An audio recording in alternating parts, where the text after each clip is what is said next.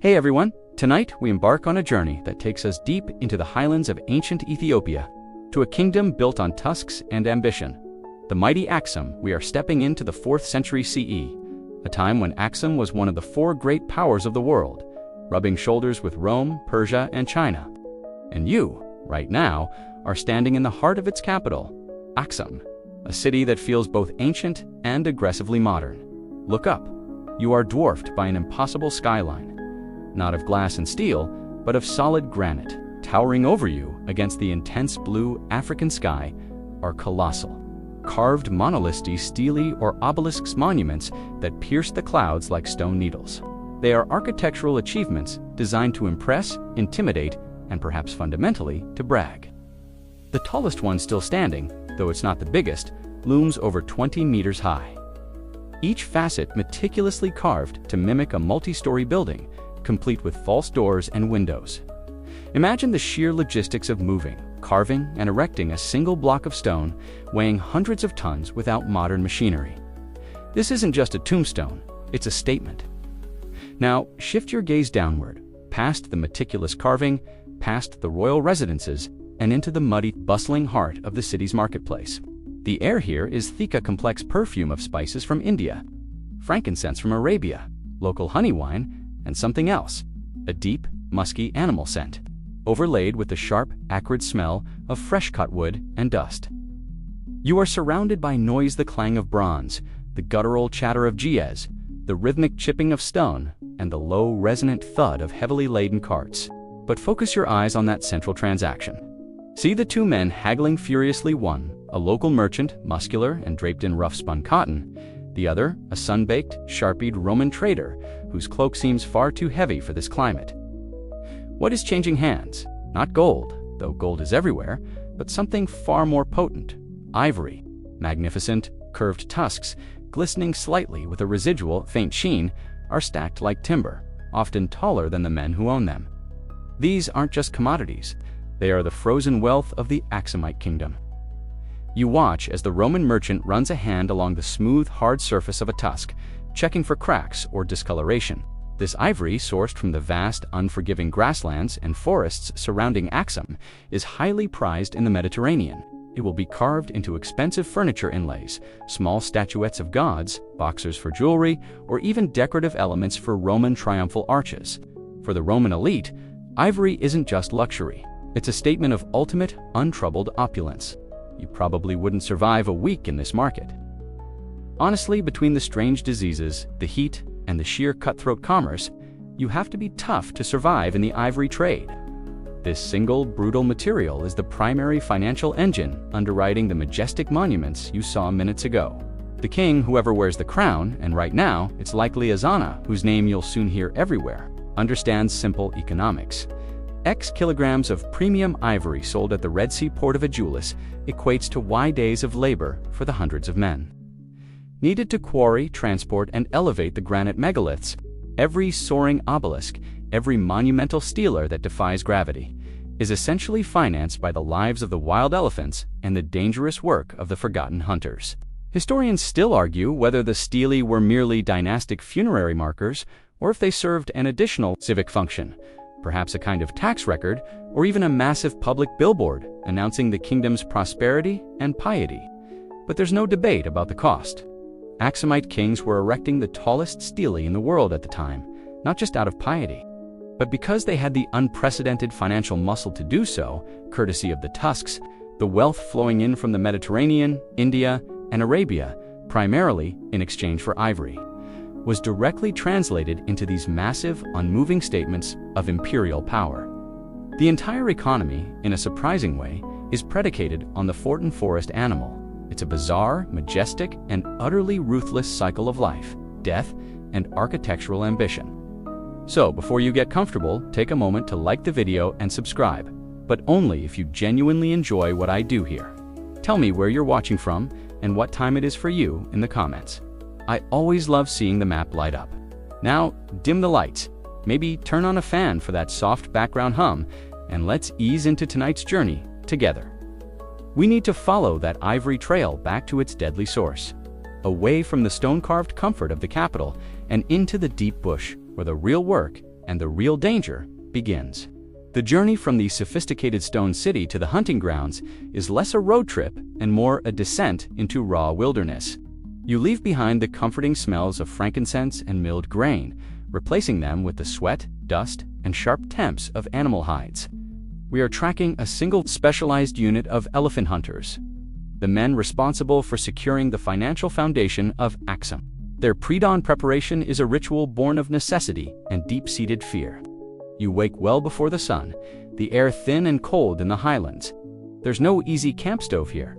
You watch them kindle a fire using friction, a skill that is rapidly becoming a lost art even in the 4th century. Around the low flame, the team checks its gear. Their primary weapons are not bows and arrows, which are too light for these behemoths, but heavy iron-tipped spears and massive weighted wooden clubs. The spears are crucial. They are crafted in Aksumite forges, often incorporating iron of excellent quality and sharpened to a razor's edge. But a spear alone is useless unless the hunter can get close. This brings us to the specialized teams. An elephant hunting unit isn't just a random group of guys with pointy sticks. It's a highly structured, almost military operation. You have the trackers, who possess an intimate, encyclopedic knowledge of the forest trails, waterholes, and migration patterns. Then come the spearmen, the elite shock troops, who deliver the killing blow. And finally, the flankers or drivers, whose job is the most terrifying, to aggressively herd, separate, and distract the target animal. Their uniform, if you can call it that, is minimal, usually just a loincloth or short tunic meant to offer no impediment to swift movement. But one essential piece of gear stands out: a small, tightly woven basket containing a paste. This isn't sunscreen, but rather a mixture of ash, animal fat, and sometimes a local herb meant to mask the human scent. Crucial defense when dealing with an animal whose sense of smell is legendary. Watching them smear this pungent mixture onto their exposed skin, you realize their success relies not on brute strength, but on absolute stealth and coordination. The core tactic is almost always the same: separate the target. An elephant is terrifying, but a herd is an impenetrable fortress. The trackers will spend days observing, looking for an old Bulafen one that has been pushed out of the main herd door, a small family unit that can be isolated near a thicket or ravine. Once the target is identified, the drivers take over, using loud noises, fire, and carefully thrown rocks to push the animal towards a pre-selected ambush point. You are moving with them now, silent as a ghost in the pre-dawn gloom, the grass wet against your legs. The silence is broken only by the crunch of dry leaves and the low whispered commands in Giez. The spearmen, like you, are crouching low, their muscles coiled. The sheer adrenaline of this moment is overwhelming. You know that if the elephant spots you, or worse, smells you, and decides to charge, your 4th century life insurance policy won't cover your medical bills. You are dealing with a living tank, capable of reaching 40 kilometers per hour in short bursts, and designed by evolution to be almost indestructible. A mainstream historical fact here is that the Aksumite elephant hunters were distinct from the soldiers who fought on horseback or drove war chariots. These men were often drawn from specific culturally recognized groups or specialized clans whose status was tied to this dangerous profession, ensuring a high level of skill was maintained across generations. They weren't just common laborers, they were highly valued assets. Here's a quirky tidbit. One fringe theory suggests that some hunting groups occasionally used large, specially trained dogs in the initial stages of the hunt, not to attack, but to harass and distract the elephant enough to separate it from the main group. There's little hard evidence, but the notion of a mastiff facing down a fully grown African bush elephant is certainly evocative. The moment comes with a sudden, crashing violence. The drivers break cover, shouting a terrifying mix of battle cries and high-pitched screeches. The ground shakes before you see the animal. It bursts through the brush, disoriented and enraged. This is where the spearmen earn their keep. They don't aim for the head, that's suicide, but for the softer flanks, the abdomen, and crucially the legs, hoping to hamstring the beast and slow it down. The goal isn't necessarily instant death, but a wound that incapacitates it enough for the killing blow to be delivered by an expert, targeting the heart or lungs. The entire brutal dance lasts mere minutes. Once the magnificent animal collapses, the work of the hunters is far from over. In fact, the hardest part is next: the careful, painstaking extraction of the tusks. They use sharpened iron chisels and axes, working quickly to sever the tusks close to the skull. This precious cargo, still warm, represents the culmination of days of tracking and the successful gamble of their lives. Historians still argue whether the local populations viewed the elephant simply as a resource, or if there was a deeper cultural limited respect or ritual sacrifice involved in the killing. Given the immense power of the animal, regardless of their reverence, the raw material must now be hauled back. The tusks are cleaned, often smeared with mud to protect them, and carefully secured for the long, arduous journey to the capital or directly to the coastal trade depots, where they will begin their transformation into the financial underpinning of Aksum's staggering architecture. And that journey, my friend, is where the story of trade truly begins. If you think the hunt was tough, wait until you see the logistics of ancient shipping. The freshly harvested tusks, now scrubbed and secured, represent raw potential wealth. But to transform that potential into the finished architectural statement of a granite obelisk, the Aksumites needed a highly refined system of record-keeping and communication. This is where the GS trade language comes into play. As you joined the caravan along the arduous train of porters and oxen carrying those heavy tusks toward the Red Sea, you realize you are traveling through an area where dozens of local languages and dialects meet. The hunters might speak one dialect, the porters another, and the local village chiefs yet a third. Yet, the official language of the kingdom, the medium of royal decree, religious texts, and critically commerce, is GS. This isn't just a spoken tongue, it's a script, an abugida, where each character represents a consonantival syllable, making it uniquely suited for clear, concise notation. Watch the caravan leader, a royal official tasked with ensuring the king gets his cut. He carries not a sword, but a stylus and a roll of treated animal hide, or perhaps a bundle of thin wooden tablets. When a new tusk is added to the manifest, he doesn't just memorize it, he meticulously records it. He etches the weight, the presumed quality grade, the region of origin, and the name of the hunting team onto his document using the GS script. This precise system prevents theft, misdirection, and disputes further down the line, ensuring the integrity of the most valuable resource in the entire Aksumite treasury. Think of it this way: GEZ was the spreadsheet of the ancient world in this region. Before the ivory could be loaded onto a ship bound for the Roman Empire, its value had to be calculated, converted, and accounted for in a way that foreign merchants, royal treasurers, and local tax collectors all understood. The script provided an unwavering, standardized notation. For instance, recording the price of a tusk in Roman denarii, Byzantine gold solidi, or even local Aksumite coins, required a robust numerical and linguistic system, which GS provided beautifully. A mainstream historical fact is that the development and standardization of GAG were intrinsically linked to Aksum's rise as a major trade power. It provided the necessary administrative backbone for managing a complex, multinational economy stretching from the Nile Valley to the Arabian Peninsula and across the Indian Ocean. It was the lingua franca of their specific economic sphere. But the complexity of the script extends beyond inventory. In the bustling markets of Adulis, the main port, you'd hear traders using GS as a sophisticated tool for establishing pricing strategies. They might use coded phrases or abbreviations within the script to communicate subtle changes in market conditions, such as the sudden influx of Arabian incense or a drop in the price of Indian cotton, which might necessitate a fluctuation in the asking price for ivory. Here is a quirky tidbit. Some of the earliest archaeological fragments featuring GESI text are religious or royal inscriptions. They are what appear to be receipts, tax records, or tallies of goods. Imagine that the same script used to write sacred prayers was also used to note 3 large tusks, slightly chipped, sold for 120 units of salt. It really underscores the deep integration of commerce into their culture. As the caravan moves, you realize the political power of this script. When Aksumite kings, like Ezana, commissioned their great stele, they often had lengthy inscriptions carved into the base, using GS alongside Greek and sometimes Sabian, detailing their military victories and listing the provinces they controlled. Those inscriptions weren't just bragging. They were legal documents broadcast in multiple languages to regional rivals and foreign trading partners. The ability to inscribe their power onto the very stone that was funded by the ivory trade reinforces the connection. The ivory pays for the stone, and the stone uses the script to claim ownership of the ivory's source. This brings up an open scholarly debate. Historians still argue whether the primary purpose of Aksumite coinage, which we'll discuss later, was purely commercial, facilitating trade with foreign currencies, or if the royal inscriptions in Gaz and Greek served a deeper political function, circulating the king's name and image throughout their economic network, essentially using money as propaganda. It's a chicken and egg question. Did the trade create the script, or did the standardized script enable the massive scale of the trade?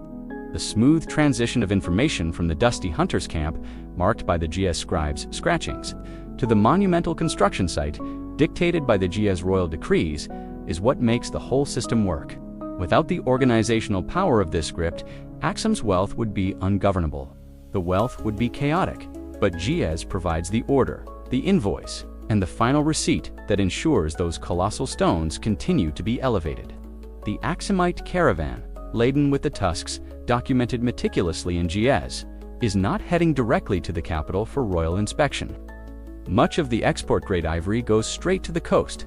Our journey now takes us south, along the East African coast, far from the well-documented northern port of Adulis, toward a critical yet largely forgotten trade nexus, Rapta. Rapta is shrouded in history and archaeology, making it a truly mysterious piece of the Aksumite trade puzzle. It appears in the great Roman-era navigational guide, the Periplus of the Erythraean Sea, a mariner's handbook from the 1st century CE. This text describes Rapta as the last market of Azamonia, a place rich in tortoiseshell and, crucially, a great deal of ivory.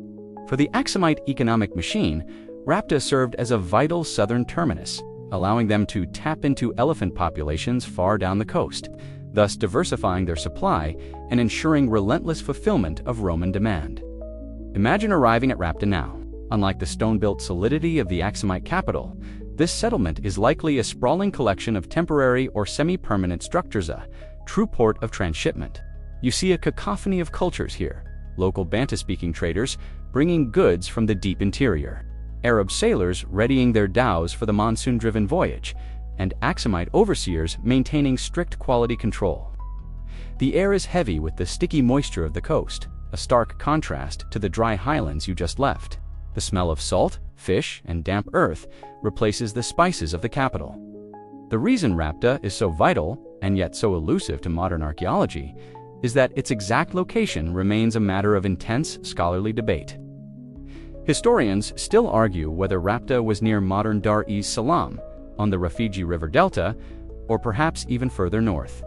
Its ephemeral nature suggests it might have been an economic outpost rather than a permanently monumental city.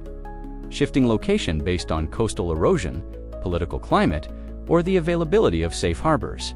A mainstream historical fact is that the trade connection established through ports like Rapta allowed Aksum to effectively control the supply of high-quality East African ivory, giving them a near monopoly on one of Rome's most desired luxury goods. This control extended their economic and political influence far beyond their core territory, transforming the Aksumite king from a regional ruler into a global economic player. Look at the tusks being offloaded here. They look slightly different than the ones sourced closer to Aksum, perhaps larger, less worn, indicating a population that hadn't been hunted as intensively. The Aksumite officials stamp each tusk, noting its weight and quality.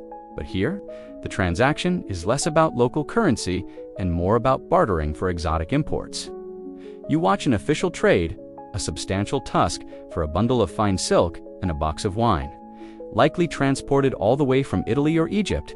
This is the global exchange in real time. Here, as a quirky tidbit, the Periplus suggests that the people of Rapta were ruled by a governor appointed by the king of Arabia, or perhaps were under the influence of the Arab Himyarite kingdom. If true, Aksum's ability to conduct massive trade there suggests a complicated political arrangement, perhaps a truce, a treaty, or simply an overwhelming economic dominance that transcended local political rivalries. It shows just how determined Aksum was to secure its ivory pipeline, even in someone else's backyard. The quality of the ivory itself is a major factor in Aksum's success. African elephant ivory is generally denser and less prone to yellowing or cracking than Asian ivory, making it the preferred material for high-end Roman carvers. The fact that the Aksumite network could supply this premium product reliably is what made those obelisks back home financially viable. The sheer volume of this trade, facilitated by distant depots like Rapta, is what provided the treasury with the necessary reserve to finance decades of megalithic construction. Think of it as Aksum cornering the global market on a crucial raw material, using the profits not just for lavish personal consumption, but for public works designed to last a millennium. The ships waiting in the harbor are key to this global reach. They rely entirely on the seasonal monsoon winds, the Hippolytos wind. Without the precise, predictable timing of these winds, no long-distance trade is possible. This means that the entire Aksumite economic schedule, from the timing of the hunt to the delivery of the goods, is dictated by nature. You see the sailors anxiously checking the rigging and the skies. They need to depart now to catch the favorable winds across the Indian Ocean, to India, or up the Red Sea to Egypt. The constant need to expand hunting grounds, pushing farther south to places like Rapta, underscores the relentless financial pressure driving Aksum's empire. The kings didn't build those towering stelae just once. They were a continuous process, demanding a continuous massive influx of capital. This continuous need meant the elephant hunters had to keep venturing deeper and deeper, year after year, guaranteeing that the ivory trade remained the single most dangerous and most rewarding profession in the kingdom. From the distant sandy shores of Rapta, our journey now returns to the solid ground of Aksum's monetary strength. We are focusing now on the coinage of empires, a testament to Aksum's economic sophistication, entirely underwritten by the wealth generated from the ivory trade. Walk into the Aksumite Mint, a controlled area within the royal precinct. Here, you witness the physical transformation of trade goods into sovereign power. Unlike many neighboring kingdoms that relied primarily on barter or foreign currency, Aksum began striking its own gold, silver, and bronze coins as early as the late 3rd or early 4th century CE. This is a mainstream historical fact. Aksum was one of the first polities in sub-Saharan Africa to mint its own gold coinage, a move that immediately signaled its status as a major international power on par with Rome and Persia, both of whom relied on gold standards. Watch a coiner at work. The metal, often sourced from local mines or from the melted-down foreign currency received in exchange for ivory, is hammered between engraved dies. The result is a perfect miniature proclamation of the king's authority. These coins are remarkably high quality, often inscribed in Greek for the international market, and GS for domestic use and royal decrees. Crucially, the iconography on these coins links directly back to the source of their wealth. You can pick up a few of these small discs and examine them closely. Many coins, particularly those minted during the reign of King Ezana or his predecessors, feature the head of the king wearing a distinctive crown, often accompanied by symbols of power. But what's interesting is the frequent appearance of the elephant itself. The elephant, either standing or walking, is often featured prominently on the reverse side of the bronze coins, or its image is stylized as part of the ruler's regalia on the gold issues. This is no accident. The coin is a deliberate form of propaganda. It loudly proclaims, this currency is backed by the king of Aksum, whose kingdom controls the source of the world's most valuable ivory. Every transaction, from buying grain in the marketplace to paying a tax, reinforces the connection between the ruling dynasty and the primary resource. Here's a quirky tidbit.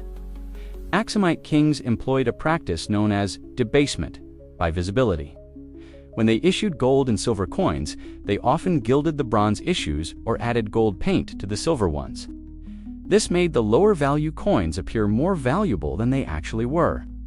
While debasement usually implies reducing the metal content, the Aksumites were subtly playing with perception, ensuring their currency was acceptable even when the gold standard wasn't strictly followed in every single piece. It's an ancient marketing trick, all funded by the reliable flow of ivory wealth. The sheer reliability and consistency of the Aksumite gold coinage, such as the hours-like pieces, were critical for trade, especially with the Byzantine Empire. Roman merchants, weary of transporting bulky goods and vulnerable to bandits, preferred to exchange their goods for Aksumite gold or silver This gold, derived from the sale of ivory to other regions, then funded the local economy and, yes, paid the wages for the teams of stonemasons, quarriers, and laborers who were building those immense obelisks. This leads to an open scholarly debate. Historians still argue whether the purity of Aksumite gold coins was maintained primarily as a matter of economic integrity, or if the kings occasionally inflated or deflated the currency's value strategically to manage the cost of massive infrastructure projects like the Obelisk constructions during times of fluctuating ivory sales or military expenditure. The coins were both a stable medium of exchange and a tool of royal financial management. The wealth isn't just theoretical, it's physically moving the granite. Remember, those steely building one involve thousands of man-hours, from the quarrying site kilometers away to the final, incredibly dangerous task of raising the monolith vertically. This entire chain of specialized labor, the stonemasons, the transport crews, the rigging experts, demanded constant payment. The consistent supply of Aksumite coinage, derived from the consistent flow of ivory, made this sustained, monumental effort possible.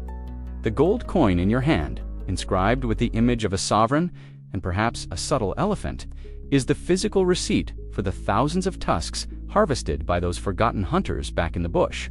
Without the tusks, the coins are worthless. Without the coins, the stone monuments simply cannot be built. Now that we've tracked the ivory from the hunt to the coast, and seen its transformation into the sovereign gold and silver of Aksumite coinage, we must follow that capital directly to its ultimate expenditure, the monumental construction projects. Our focus shifts from the hunter to the stela builders and architects. You are standing at the Great Stela Park in the heart of the capital Aksum. This is a monumental construction site, perhaps the largest continuous civil engineering project in the kingdom. The scale is staggering. Forget the finished monuments for a moment. Look at the raw effort required to bring them into existence. This is a scene of organized, high-risk labor, all funded by the reliable flow of ivory wealth we just traced. The granite, the material of choice for these megaliths, is sourced from quarries many kilometers away, some estimate up to 10 kilometers from the site. The primary logistical challenge is not the carving, but the transport. Imagine moving a single piece of stone that weighs hundreds of tons over uneven terrain across rivers and through scrubland, all before the age of wheeled vehicles designed for such loads. The process likely involved thousands of men and numerous teams of oxen, employing a terrifying combination of rolling logs, sandpaths, and massive ropes woven from local fibers. The margin for error is zero. Dropping a stealer means months of effort and thousands of denarii worth of ivory. Watch the teams at work.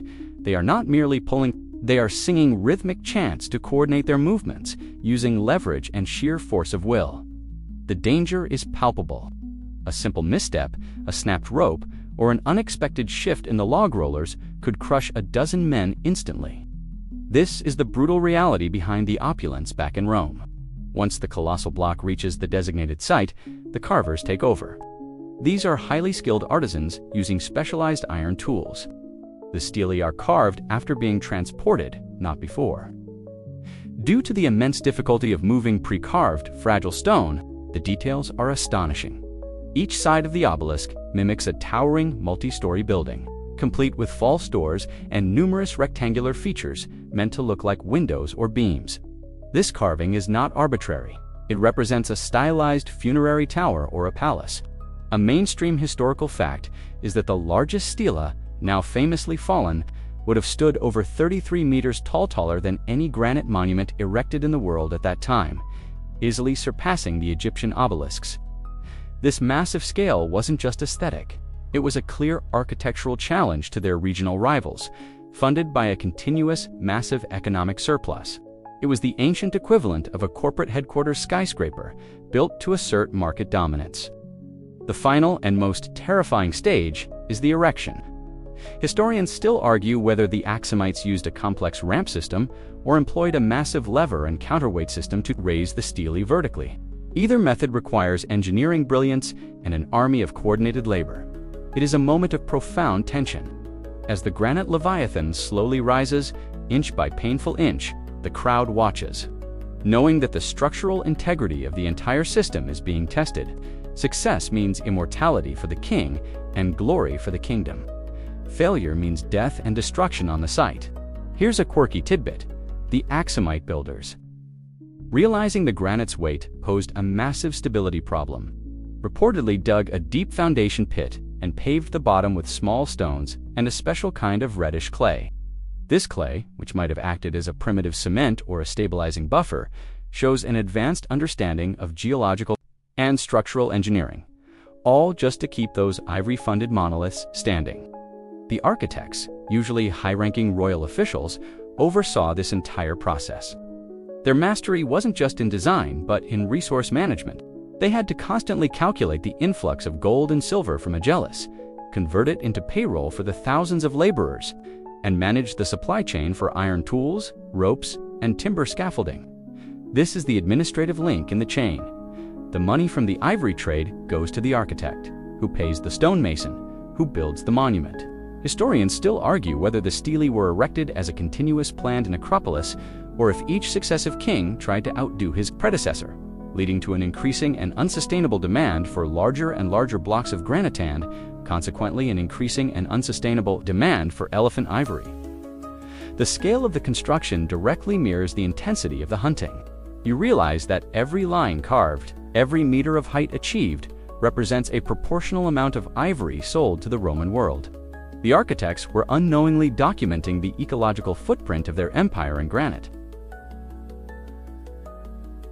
This requires looking seaward, focusing on the Greek maritime connection and the crucial role of the monsoon winds. We are at Adulis, the primary Aksumite port on the Red Sea. The atmosphere here is utterly cosmopolitan, a melting pot, far more diverse than the capital. The port is a chaotic, thriving nexus, where the African interior meets the maritime world of the Indian Ocean and the Mediterranean. Look around. You see not just local Aksumite sailors, but crews from Egypt, the Arabian Peninsula, and most critically for the ivory trade, Greek speakers from the Ptolemaic and later Roman Byzantine spheres. These Greek and Egyptian sailors weren't just passengers, they were the essential cogs in the logistical machine. They possessed the advanced navigational skills and, crucially, the detailed knowledge of the monsoon system. The Roman Empire, being a massive consumer of Aksumite ivory, essentially outsourced the logistics to these experienced mariners. The Greeks in particular had meticulously charted the Red Sea and the Indian Ocean, culminating in documents like the Periplus of the Erythraean Sea, which served as the ultimate ancient GPS for merchants. A mainstream historical fact is that the Roman Empire maintained an active, sustained trade relationship with Aksum, primarily via the port of Myos Hormos, or Bernice, on the Egyptian Red Sea coast, from where ships would sail down to Adulis. The Aksumites supplied the goods, ivory, frankincense, gold, and the Roman Greek sailors supplied the transport capacity and the massive market demand.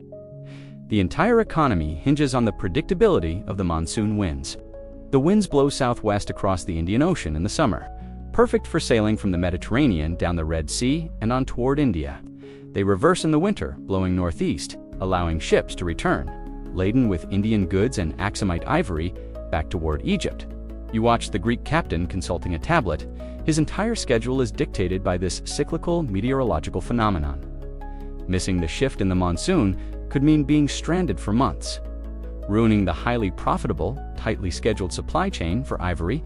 Historians still argue whether the Greek-speaking merchants were merely transporters or if they held a significant degree of financial and political leverage over the Aksumite treasury. Were they indispensable partners, or did Aksum, through its control of the resource, dictate the terms? The fact that Aksum eventually minted its coins with Greek legends suggests they were fully aware of the importance of this foreign connection. Here's a quirky tidbit: to keep the ships in good repair for the long, arduous journeys, the Greeks often used a method involving covering the wooden hulls with a mixture of pitch tar and lime, which helped waterproof the vessels and deterred marine worms, a kind of early, highly effective anti-fouling treatment. The success of the ivory trade literally depended on a Tarandalam concoction keeping the ships afloat. You see the transfer happening now. The heavy tusks, sometimes coated in wax for preservation during the voyage, remember the Gia's written manifests from Section 3, are being hoisted onto the ships. The Roman ships don't just carry money, they carry Roman luxury goods to pay for the ivory. Fine Italian wine, olive oil, glassware, textiles, and critically gold coinage. The Greek sailors are the human bridge that connects the Aksumite hunter in the African bush to the Roman nobleman in his ivory-inlaid villa. This reliance on the Greeks also introduces an element of volatility. If Rome's political situation deteriorates, or if the Persian Empire disrupts the overland routes that feed the Mediterranean ports, the demand for ivory suddenly crashes, which directly and immediately impacts Aksum's ability to fund its building projects. The stelae, those towering, immovable granite symbols of Aksumite stability, are paradoxically financed by a highly unstable, globalized maritime economy driven by wind and foreign demand. Without the skilled Greek navigators, those tusks sit rotting on the quay in Adulis, and the quarry teams back in Aksum go unpaid. The Aksumite kings understood this vulnerability, and their efforts to maintain a strong navy and cultivate good relations with foreign merchants reflect this reliance. The Greek sailors and the monsoon winds connect Aksum to the Mediterranean, but the kingdom's geopolitical power was forged closer to home through intense rivalry. As the Aksumites aggressively expanded their hunting grounds and trade routes to secure the ivory needed for their obelisks, they inevitably clashed with their older, culturally rich neighbor to the north, the Kingdom of Meru. Meru, centered along the Middle Nile River in modern Sudan, was a civilization with deep roots, once controlling the flow of goods into pharaonic Egypt. By the 4th century CE, Meru was in decline, but still possessed a vital territory and control over certain trade paths, including access to Nile resources and some potential elephant habitats. Aksum's rise, fueled by its superior location on the Red Sea and its seemingly endless supply of ivory and gold, directly challenged Meru's crumbling authority. You hear the stories whispered in the Aksumite markets, tales of skirmishes along the borderlands, disputes over hunting territories, and competition for influence over the local nomadic groups who acted as intermediaries. The core of the tension was economic dominance. Aksum was building a global trade empire based on maritime routes. Meru relied on ancient, increasingly vulnerable overland routes. Aksum's financial stability, guaranteed by the ivory trade, allowed its kings to mount military campaigns and assert control that Meru simply couldn't match. A mainstream historical fact is that the final blow to Meru is often attributed to the Aksumite king, Ezana. While the exact date and circumstances are debated, Ezana led campaigns into Meroitic territory, and inscriptions record the conquest of several Meroitic towns and tribes, effectively dismantling the last vestiges of that kingdom's power. This victory secured Aksum's undisputed control over the gold, ivory, and spice trade routes extending deep into the Nile Valley. The significance of this conquest in the context of our story is clear. More ivory, more territory, more wealth for stela construction. By eliminating Meru as a significant geopolitical player, Aksum gained uncontested access to new elephant herds and ensured that no rival could interfere with the northern supply lines leading to Adulis. The Aksumite obelisks, therefore, stand not just as symbols of economic success, but as silent, granite markers of their military triumph over a traditional rival.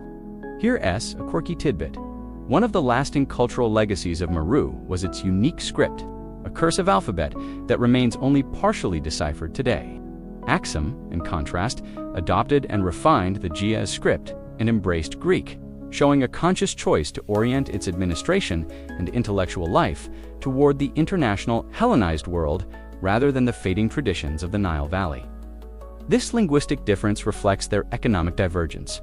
Meru looked inward, Aksum looked outward, financed by ivory. Historians still argue whether Ezana's conquest of Meru was a strategic decision driven by the necessity of securing trade, routes for ivory and gold, or if it was primarily a defensive measure intended to protect Aksum's vulnerable northern flank from raiding tribes often associated with Meru's declining provinces. In truth, it was likely both. You can observe the subtle way this rivalry is reflected in the artifacts. The Aksumite coins, which we saw being minted in the last section, are often found in territories that were once under Meroitic influence.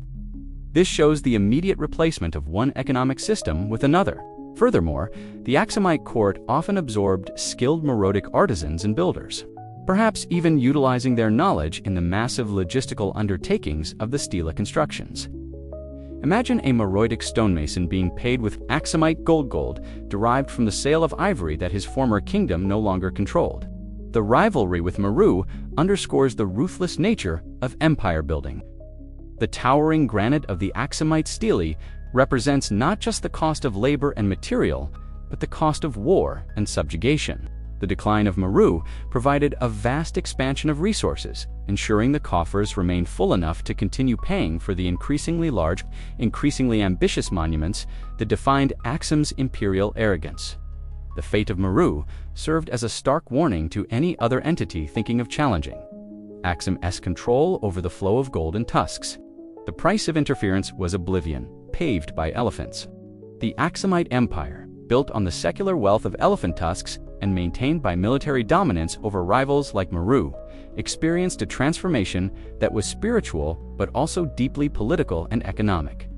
King Ezana's conversion, this pivotal event in the mid-4th century CE, changed not only the religion of the court, but also the symbolism of the very monuments the ivory trade financed.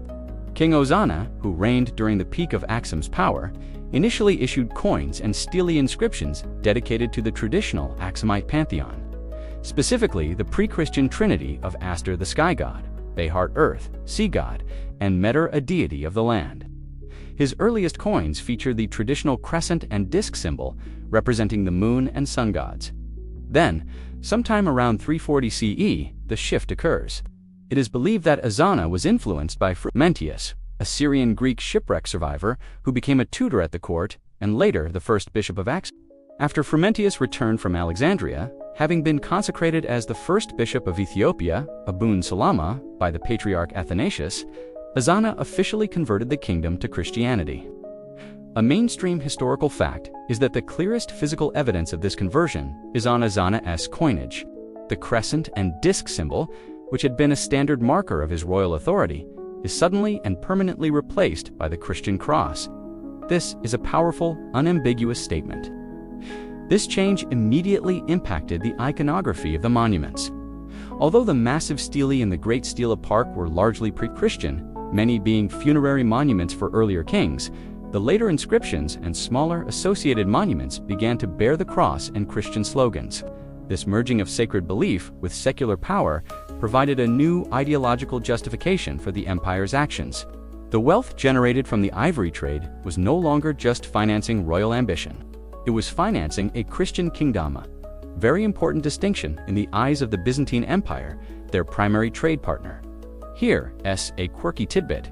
The Aksumite conversion was not a top-down imposition that immediately erased all local beliefs. The coins sometimes feature the cross alongside inscriptions that can be interpreted with dual meanings, satisfying both Christian and traditional adherents. This religious syncretism allowed for a smoother transition. The local hunters, who held traditional beliefs and rituals concerning the elephants, likely continued their practices, while the royal treasury simply rebranded the source of its wealth as blessed by the new faith. The conversion had profound economic implications. By adopting Christianity, Aksum integrated itself into the vast, interconnected network of Christian nations stretching across the Mediterranean. This provided diplomatic advantages and, crucially, solidified their trade relationship with the Byzantine Eastern Roman Empire, ensuring the continued, massive flow of gold and silver in exchange for ivory. The stele, financed by this trade, thus became symbolic of a kingdom that was both globally recognized for its faith and technologically advanced in its monumental construction. Historians still argue whether Ezana's conversion was a genuinely personal spiritual awakening or a shrewd political maneuver designed to improve trade relations with Constantinople and gain an ideological advantage over rivals like the pagan Makurite kingdom across the Red Sea. In reality, it was probably a mix of the two, a convergence of faith and financial necessity.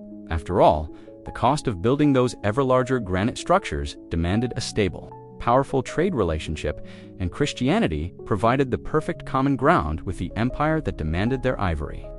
The financial connection remains solid. The Christian crosses etched into the stone and stamped onto the gold coins are ultimately underwritten by the same source: the relentless, dangerous harvest of elephant tusks. The hunter, miles away in the bush, bringing down a massive beast, is unknowingly providing the capital not just for a royal monument, but for the religious conversion of his own empire. The ivory trade simply continued, only now it had a divine mandate. The king's new faith, etched into the granite, was simply the next stage of proclaiming Aksum's superior wealth and power. The financial and religious transitions are etched into the landscape. But the monuments themselves, those sky-piercing obelisks, hold a complex political and symbolic, meaning that transcends simple funeral rites. We are now delving into the monolith's hidden symbolism, understanding that the ivory-funded stelae were architectural assertions of Aksumite control over trade wealth, towering over rivals both literally and figuratively. Standing among the towering carved granite, you realize these stelae are not simple pillars. Each one is meticulously shaped to represent a multi-story building, an idealized skyscraper palace.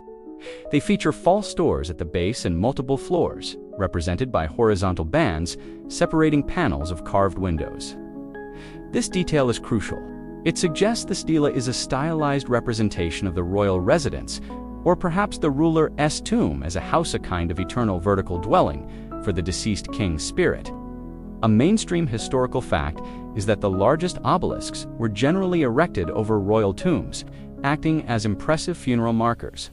However, their sheer size and complex carving suggest they were meant for a far wider audience than just mourners. They were public symbols, visible for kilometers, designed to project the power and wealth of the reigning dynasty. Consider the context of the stelae relative to the trade. Every window, every false door, was paid for by a shipment of ivory that sailed through a jet. Therefore, the monument wasn't just announcing the death of a king, it was announcing the unshakable economic health of the kingdom. To erect a 3-meter monolith meant the treasury was so full of gold derived from the global ivory trade that it could afford to mobilize thousands of laborers and materials for a non-essential project. The stela, in its height and permanence, was saying, "Our wealth is so great, it is carved in stone and reaches the heavens. Our trade will never fail." Historians still argue whether the false doors on the stelae were purely symbolic, representing a portal for the soul, or if they were also designed to subtly reference the commercial buildings and storehouses in the city, thereby linking the king's eternal glory directly to the kingdom's commercial success. It's a plausible theory. The ruler is glorified by the wealth his trade policies generated. The stelae also served a political purpose, acting as a direct statement against rivals. When Aksum was in conflict with the Himmerite kingdom across the Red Sea, or competing with the waning influence of Meru, the existence of these unparalleled monuments served as a nonverbal, physical challenge. "You may control some gold mines," the stones seemed to proclaim, "but we control the global ivory market, and this is the proof." The height of the obelisks was literally a competition, with each successive king likely pushing for a slightly larger stone than his predecessor, creating an architectural arms race funded by increasingly intense elephant hunts. It's a kind of ancient competitive bragging right.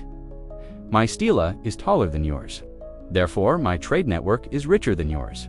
Here, as a quirky tidbit, some scholars suggest that the number of floors or windows carved onto the stelae might have been a symbolic count of the provinces controlled, the military victories achieved, or even the number of years the king reigned. While this remains speculative, it underscores the idea that the monoliths were highly coded forms of visual communication, acting as enormous permanent royal registers. The fact that the stelae were erected primarily in the capital, Aksum, also concentrated the glory and power in one centralized location. The hunters who risked their lives in the bush and the foreign merchants who braved the monsoon winds might never have visited the stela park, but the sheer size of the monuments meant that the prestige flowed outwards, reinforcing the centralized royal authority that oversaw the entire complex system. The hunter's deadly labor in the forest paid for the architect's magnificent assertion of power in the city. When you look up at the soaring granite, remember that its shadow falls upon the economic source, the ivory trade. We've traced the Aksumite economic output to the monumental stone, but to understand the relentless demand that fueled this system, we must cross the sea, moving away from Aksum's ambition and toward Roman luxury and ivory demand. The Aksumite hunting quotas were not set arbitrarily. They were dictated by the insatiable, decadent appetite of the Roman elite. Imagine yourself now in 4th century Rome. Far from the dusty heat of Adulis, you are standing inside the private villa of a high-ranking senator or maybe a wealthy merchant. The air is cool, scented with rosewater, and the sounds of the city are muffled by thick marble walls. Look around. The luxury is overwhelming, and everywhere you look, you see the material that defined the Aksumite economy: Ivory. Ivory was the ultimate status symbol, possessing a unique combination of exotic origin, difficulty in acquisition, and sheer beauty. It was used in ways that seem extravagant today. You see a magnificent throne or a dining couch inlaid with meticulously carved panels of the milky white material depicting scenes from mythology or daily life. Expensive furniture, known as lectus eburneus, was often entirely covered in thin ivory sheets. Even smaller, more common items were subject to the ivory craze: cosmetic boxes, hair combs, knife handles, and writing tablets. A mainstream historical fact is that the Romans consumed vast quantities of ivory, primarily for luxury goods and decorative art. The sheer volume required put immense pressure on elephant populations across Africa, establishing Aksum as the key supplier when the North African elephant populations had been virtually annihilated by earlier. Roman hunting. The flow of Roman gold into Aksum was directly proportional to the flow of African ivory into Rome. The demand peaked during imperial displays. Ivory was essential for decorating triumphal arches, adorning statues of gods and emperors, and most spectacularly, for the construction of chryselephantine statues, large cult figures clad in gold and ivory. While the golden aspects were important, the ivory gave these statues a lifelike quality, representing flesh. The pursuit of this white gold was a foundational driver of Roman trade, policy in the Red Sea. Historians still argue whether the highest Roman demand for ivory came from aristocratic display or from the rapidly expanding Christian community. Paradoxically, as Christianity gained prominence, the demand for ivory did not necessarily drop. Instead, the tusks were increasingly used for ecclesiastical objects like pyxide boxes for the Eucharist, ornate bishops' chairs, cathedrae, and finely carved book covers. The ivory merely transitioned from serving Bacchus to serving Christ, but the volume remained high. This brings a fresh wave of pressure back onto the Aksumite hunters. Remember the brutal reality of the hunt from Section 2. The hunters were operating under a high-stakes, almost industrialized quota. A Roman senator wanting a new ivory-inlaid dining table meant that a specialized spearman team, miles away in the African bush, had to risk their lives. The cost of a single, highly detailed Roman diptych, a pair of hinged writing tablets carved with elaborate scenes, could be equivalent to the purchase of several enslaved people or a small Roman villa. Here's a quirky tidbit to ensure that the ivory was white and retained its luster. Roman carvers often soaked the finished pieces in milk before the final polish. This technique was believed to set the whiteness and prevent cracking, a delicate, time-consuming finishing process for a material that started its journey in a bloody, dangerous forest confrontation. The financial loop is now complete. Roman desire for status drives the purchase of Aksumite gold coinage, which in turn pays the Aksumite builders who erect the towering granite stelae, which are themselves symbols of the wealth generated by Roman demand. The entire Aksumite state machinery, from the Gi-speaking royal treasury to the Greek-navigated ships, is ultimately catering to the aesthetic demands of the Roman elite. Without the Roman senator's relentless need for a dazzling, ivory-inlaid box for his wife's jewels, the tallest obelisk wouldn't have been built. It's a remarkable example of how consumer demand in one empire could literally shape the landscape and economy of another across vast distances. We have examined the source of wealth, the means of transport, the use of coinage, and the ultimate consumer demand. Now, we must return to the unforgiving source of the raw material, the deep wilderness. Our focus is on the desert hunting camps, the temporary harsh settlements, far from the comforts of the Aksumite capital, where the hunters lived and worked for weeks at a time. Imagine traveling far inland, away from the coastal moisture in the settled highland villages. You are with a hunting party deep in the scrubland. Perhaps weeks of travel away from Aksum. The immediate goal is survival, secondary to finding elephants. The camps are minimal, little more than temporary shelters, constructed from local thorn branches and hides, designed to provide basic protection from the sun, the cold nights, and nocturnal predators. There is no granite architecture here, no gold coinage, just the raw elements. Life in these camps is defined by constant scarcity and danger. Water is the most critical resource. The hunters rely entirely on local knowledge provided by specialized local guidesmen who know the seasonal riverbeds, the hidden springs, and the movement of the precious resource. These guides were indispensable, often drawn from ethnic groups living near the hunting grounds. and their specialized knowledge was vital for tracking both the elephants and the water they depended on. Without these local people, the Aksumite hunters, despite their superior iron weapons, remember the quality of the iron from Section 2, would be lost. A mainstream historical fact is that Aksum's expansion into the interior was often facilitated by establishing these temporary yet strategic hunting and resource extraction camps. This push into the hinterland brought the Aksumite administration into direct contact and sometimes conflict with peripheral groups whose cooperation was essential for sustaining the Ivory pipeline. The daily routine in the camp revolves around efficiency. Dawn brings the tracking following the distinctive massive prints left by the elephants, which you might recall from Section 2. Midday is for rest under meager shade, conserving energy against the intense heat. Dusk brings the preparations for the next day, sharpening spears, treating the hides, and often rudimentary rituals for protection or success. Here is a quirky tidbit about their diet. Hunters often carried dried strips of metaform of early jerky and mixed it with local wild honey, creating a compact high-energy ration suitable for long, strenuous treks. The combination provided the necessary protein and quick sugars, too, sustained the immense physical effort required for hunting a fortin animal. The isolation of the camp means that communication with the capital is slow and infrequent.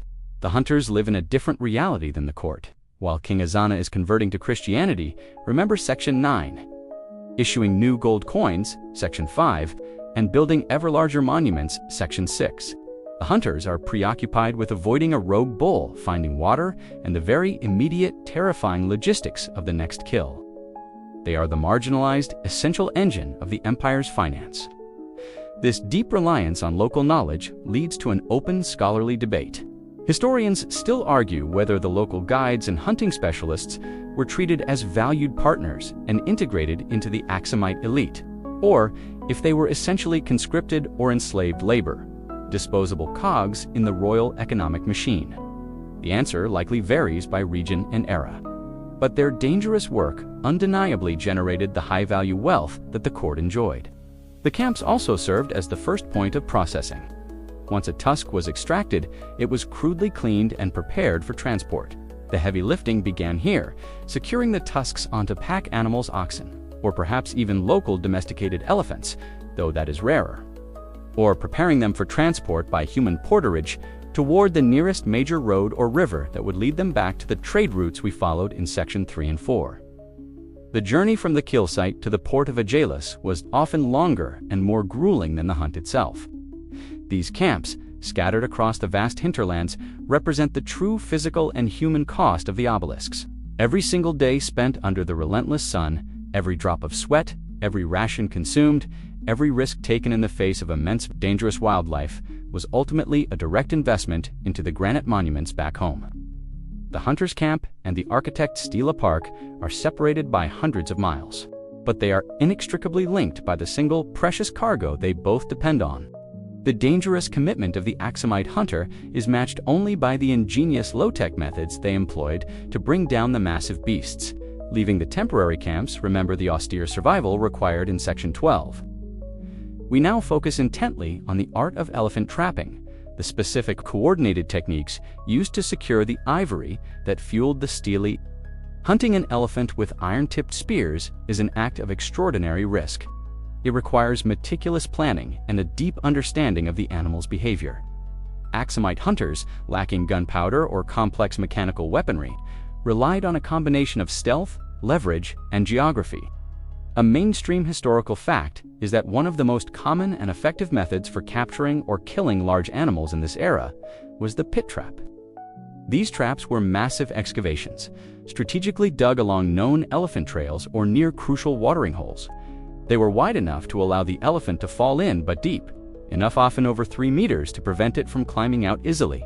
The pit would then be expertly concealed with a light layer of branches, grass, and earth, indistinguishable from the surrounding terrain. The work of digging and concealing a pit trap was a major undertaking, requiring many hours of coordinated effort, often performed under the cloak of night. Once an elephant fell in, it was injured, incapacitated, and disoriented. The hunters would then finish the job with heavy spears and axes, aiming for vital points that would ensure a swift kill, minimizing the risk to themselves.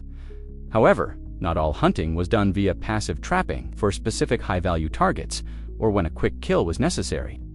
The specialized spearmen, as we noted in Section 2, would engage the animal directly. This is where the heavy spears came into play. These weren't lightly tossed javelins. They were thick shafts designed to be plunged with maximum force. Their iron tips, the quality of the iron being key. Remember, Section 2 and 5 often had barbs or specialized shapes designed to cause massive internal damage and prevent the spear from slipping out. Here's a quirky tidbit: to increase the destructive force of a dropped spear. Some groups reportedly employed a technique where a spear was affixed to a heavy rock or log and suspended above a narrow elephant path. When the elephant triggered a tripwire, the weighted spear would drop with devastating force, often aiming for the spinal column or the massive shoulders. It's an example of using gravity as a weapon, funded by the wealth generated from past successful hunts. The direct spear attack, however, was the most dangerous. The primary tactic here was immobilization. The hunters didn't just rush the animal, they used the terrain and fire to separate the target from the herd. Once alone and confined, the spearmen would target the animal's powerful legs, hoping to tear the ligaments or muscles, effectively slowing it down before delivering the fatal blow to the torso or heart area. This required immense courage and perfect timing, as a charge from a wounded elephant was a death sentence. Historians still argue whether the Aksumites at the height of their power used any sophisticated poison on their spear tips to hasten the death of the elephants and reduce the danger to the hunters. While the use of arrow poisons was common in some African cultures, the use on heavy spears for elephant hunting is difficult to verify from the archaeological record. But the sheer logistical need for efficiency and safety makes it a compelling possibility. You must remember the context. This brutal process is the first step in the grand global economy. The successful deployment of a pit trap or the successful coordination of a direct spear attack secures the commodity. That single prized tusk must then be hauled, recorded in GES Section 3, transported to Rapta or Adulis Section 4 and 7, exchanged for gold Section 5, and that gold in turn pays the wages for the stonemasons who carve the false windows onto the towering granite stele Section 6 and 10. The entire magnificent architectural display of the Aksumite capital is built on the risk and ingenuity of these forgotten low-tech hunting specialists. The final destination for the successful hunt, the place where the wilderness meets the global marketplace, is the primary Aksumite window to the world, the Adulis Port Authority. This bustling strategic harbor is the choke point where all that ivory wealth is weighed, taxed, and loaded onto the ships destined for Rome and beyond. You arrive at Adulis, located on the coast of the Red Sea. The contrast with the inland hunting camps, remember the rough shelters and scarcity of Section 12, is jarring. This isn't a temporary settlement. It's a permanent, fortified commercial hub. The air is thick with the smell of the sea, salt, pitch from the ships, and a confusion of international Sancindian spices, Arabian frankincense, and Greek wine. The noise is a constant din of multilingual transactions. The central feature here is the Port Authority itself, a complex of warehouses, official residences, and, most importantly, the weighing station. Every single tusk, whether it came from the nearby highlands or the distant reaches of Rapta Section 4, must pass through this official channel. Royal officials, often literate in GES and Greek, remember the importance of the script from Section 3, meticulously oversee the process. Watch a shipment of tusks being offloaded from an inland caravan. They are scrutinized for quality, size, color, weight, and any defects are noted. The large tusks, destined for high-end Roman furniture, Section 11, are separated from smaller pieces or ivory fragments, which might be sold to local carvers, Section 17, or used for different markets. A mainstream historical fact is that Adulis was the most important port in the entire Aksumite kingdom, acting not just as a trading post, but as a crucial naval base and political outpost. Its strategic location made Aksum a major maritime power, allowing it to control the sea lanes vital for its ivory-based economy. The financial transaction here is highly regimented. Aksumite authority does not simply sell the tusks, they tax them heavily. This is the moment when the raw labor of the hunter is monetized into royal revenue. A percentage of the ivories, value sometimes a direct physical portion, sometimes a monetary equivalencies, immediately claimed by the king's treasury.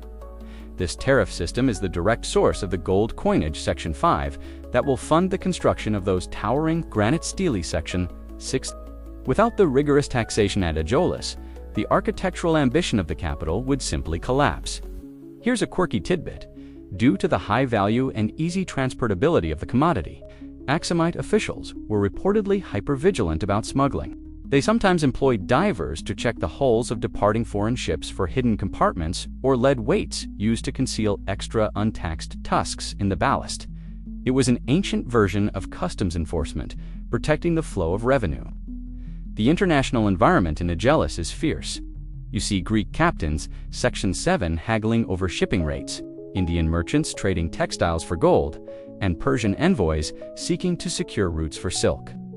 The Aksumite officials, however, hold the ultimate cards because they control the resource. They are the gatekeepers to the only reliable supply of premium African ivory sought by the Roman world. Historians still argue whether the wealth generated at Adulis was primarily controlled by the central Aksumite government, or if local merchant families and provincial governors retained significant financial autonomy, challenging the king's absolute control over the ivory tariffs. Regardless, the official royal coffers were undeniably overflowing due to this consistent and high-value trade. Once the ivory is weighed and taxed, it is loaded onto the waiting ships, usually docked at the quays. The process is slow and laborious. The heavy tusks are hoisted using simple pulley systems, carefully secured in the cargo holds for the long, monsoon-dependent voyage across the Red Sea. As you watch the ships pull away, carrying their precious white cargo and the gold coins that paid for them, you are observing the ultimate nexus of Aksum's economic power. The sweat of the hunter, the risk of the spearman. The precision of the GS scribe, all of it is transformed into pure taxable profit. Right here, ensuring the continuation of the Stela-building dynasty back in the capital. The vast wealth flowing through Adulis, which we just left in Section 14. And the increasing monumental ambition back in Aksum were not viewed passively by all neighbors. Across the narrow, vital Red Sea lay the Himyarite kingdom in modern Yemen. Our focus now shifts to the Himyarite conflict and trade wars, a series of recurring expensive battles that were essentially fought over the control of the Arabian route for Aksumite goods and the dominance of the Red Sea trade. The Red Sea was not a barrier, it was a highway. Aksum and Himyar were like two competing giants flanking a very profitable choke point. Himyar, a wealthy kingdom, controlled the flow of goods, especially frankincense and myrrh from southern Arabia, and more importantly, offered a crucial route for Aksumite ivory and other African goods heading overland to the Mediterranean via the Arabian Peninsula. Aksumite kings, financed by their relentless ivory trade, needed to secure this Arabian connection for two main reasons. First, it diversified their export routes, ensuring that if the Byzantine-Egyptian route was blocked or disrupted, they still had access to the global market. Second, it allowed them to control the import of Arabian goods, particularly the valuable aromatics like frankincense, which were highly demanded in both the Aksumite and Roman worlds. A mainstream historical fact is that Aksum launched several major military expeditions across the Red Sea into Himyarite territory during the 3rd, 4th, and 6th centuries CE. These were not mere raids, they were large-scale invasions, often involving significant naval and land forces, aimed at installing proximate rulers or securing direct political control over the key trade cities of Arabia. The competition was fierce and often ideological. Early Aksumite expansion into Himyar Prasanna's conversion was already economically driven. But after King Azana converted to Christianity, remember Section 9, the later conflicts took on a religious dimension. Himyar was largely a Jewish kingdom at the time, and the clashes became a religious proxy war with the Byzantine Empire, which encouraged its Christian ally, Aksum, to subdue the Jewish Himyarites. Historians still argue whether the final massive invasion of Himyar in the 6th century, which established Aksumite control for decades, was primarily a response to Himyarite persecution of local Christians, or if it was the culmination of 2 centuries of economic competition over trade supremacy, fueled by the necessity of securing the wealth required to maintain Aksum's infrastructure. It's hard to separate gold, ivory, and God in ancient politics. The cost of these wars was immense. Maintaining a large navy capable of crossing the Red Sea, transporting armies, and sustaining garrisons in Arabia demanded a constant massive influx of cash. This cash, you realize, comes right back to the one reliable source, the high-value, high-demand Aksumite ivory. The wealth generated by those successful elephant hunts paid for the shipbuilding, the soldiers' wages, and the iron weapons required to fight for control of the Arabian trade routes. Here's a quirky tidbit. The Aksumite forces, despite being African, were renowned for their use of war elephants in some of their later campaigns. These elephants were often captured or domestically bred African bush elephants specifically trained for combat. This presents a fascinating, brutal irony. The kingdom was sustained financially by killing elephants for ivory, yet they also utilized these majestic beasts as powerful weapons in the very trade wars fought to secure the ivory's market. You can see the direct link to the steely every ship built, every battle won against the Himyarites. Reinforced Aksum's economic dominance. That dominance ensured the steady flow of gold and silver back into the royal treasury, which was then poured into the quarrying, transport, and erection of those towering granite obelisks. Section 6. The monument, therefore, is not just a symbol of the king's life, it's a testament to the kingdom's successful military projection. Across the Red Sea, a campaign that was, at its heart, an effort to secure the foreign markets for the tusks. The conflict was deadly, continuous, and utterly necessary to maintain the solvency required for monumental architecture. The relentless cycle of hunting, shipping, and warfare, all financed by ivory. Remember, the Himyarite conflicts in Section 15 required a highly organized bureaucracy to manage the incoming wealth. We now look at the core structure that made the stela construction possible, the Aksumite taxation system. This was a complex and stringent system of tariffs and tribute that Aksum imposed on both the hunters and the foreign merchants, ensuring the royal treasury's absolute dominance. You are no longer a hunter or a foreign merchant. You are an Aksumite tax official, positioned near Adulis, or perhaps a major inland trade intersection. Your job is not to produce goods, but to capture the value of the goods produced by others. This system was the lifeblood of the stela-building dynasty. A mainstream historical fact is that Aksum's prosperity was built on controlling and taxing a diverse range of valuable commodities, including gold, frankincense, spices, and enslaved people. However, ivory was the single most reliable, high-value export commodity subject to the most stringent royal control and taxation. It was the crown jewel of the revenue stream. The taxation system operated on multiple levels, ensuring maximum revenue capture, tribute from the source. The hunting teams or regional provinces that provided the ivory were required to pay a portion of their harvest directly to the crown as tribute. This meant that even before the tusk entered the commercial market, the king had taken his cut. This was the direct conversion of risk and labor into royal assets.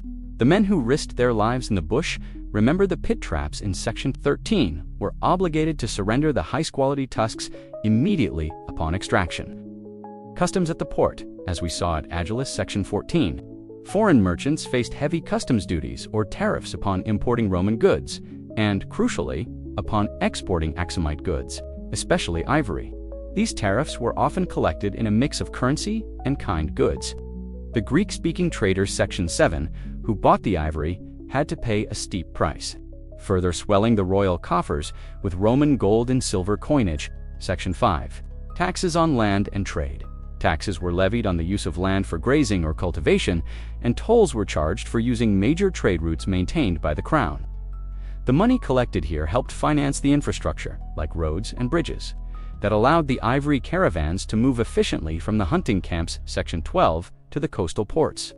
Historians still argue whether the Aksumite system of taxation was primarily based on a fixed percentage, a tariff, or if the kings often used a method of royal preemption, meaning the king had the right to buy the entire cargo of ivory at a favorable, fixed price before it could be sold to foreign merchants.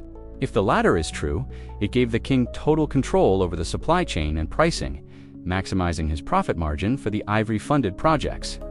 You, as the official, are meticulous, using the GS script Section 3 to record every transaction and every tusk, ensuring that not a single piece of white gold escapes the royal manifest. The penalties for tax evasion were severe fines, confiscation of goods, or even imprisonment reflecting the government's unwavering focus on securing its core revenue stream. Here's a quirky tidbit to ensure the integrity of the tax process. Some reports suggest that a portion of the tax collected was immediately used to provide a ceremonial feast or small gifts to the local chiefs or headhunters. This subtle act of reciprocal generosity was an astute way of maintaining loyalty and discouraging corruption or smuggling attempts. Among the local population, who lived closest to the source of the wealth, the consistency of this massive revenue stream is the only thing that could have sustained the long-term, continuous, non-essential expense of the stela building. The architects and master builders, Section 6, needed assurance that the royal treasury would not run dry. Halfway through erecting a 3-meter granite column, the stringency and efficiency of the Aksumite taxation system provided that guarantee. Every coin paid by the Greek merchant at Adulis, and every tusk surrendered by the local hunter, translated directly into another day of quarrying and carving back at the capital. The towering monuments were, in a very real sense, the physical receipt of an extraordinarily successful and utterly ruthless tax regime. Having been taxed and accounted for at Adulis, as we saw in Section 16, the ivory is now officially royal property, ready for export. But not every tusk leaves Aksum as a raw material. A significant portion of the harvest, particularly smaller or less perfect pieces, remains in the capital to be processed by local craftsmen. We are now entering the ivory carver's workshop, a specialized, secretive corner of Aksum where the raw, white gold is transformed into valuable finished goods for local elites before export. Step inside a workshop near the royal quarters, the air is filled with a unique smell, the faint, musky odor of bone dust and the sharp, clean scent of freshly cut ivory. The atmosphere is quiet and focused, a stark contrast to the chaos of the hunting camp or the port. Here, the noise is the rhythmic, precise scraping of iron tools against the hard material. The artisans themselves are highly skilled and highly valued. They are using specialized iron files, saws, and extremely fine chisel stools that must be constantly sharpened. Reflecting the quality of Aksumite metallurgy, remember the necessity of strong iron for the spears in Section 13. They work with intense concentration, often creating miniature versions of the majestic objects desired by Roman clients, or producing items specifically tailored for the Aksumite nobility and the newly established Christian church. Recall Azana's conversion in Section 9. A mainstream historical fact is that Aksumite carvers produced beautiful and intricate objects, including ceremonial handles for royal scepters, decorative elements for religious furniture, and small prestige items like finely carved boxes and amulets. This local craftsmanship added significant value to the raw material, allowing Aksum to export both the raw tusk and the finished high-profit artifact. Watch one artisan carefully etching a scene onto a small rectangular piece of ivory. It might be a geometric pattern, an animal, or increasingly after the 4th century, a subtle Christian symbol, like a fish or a cross. The resulting piece is not just decorative, it's a portable statement of wealth and status for the person who owns it. The carving process is slow. The density of African elephant ivory, prized by the Romans, Section 11, makes it exceptionally durable, but also difficult and time-consuming to work with, demanding immense patience. Here's a quirky tidbit to keep the ivory pieces from cracking during the drying and carving process. The Aksumite artisans sometimes stored the raw material buried in damp soil or soaked it in a mixture of oil and water before starting their work. This method, passed down through generations of carvers, ensured the material remained pliable enough to withstand the stress of the chisel.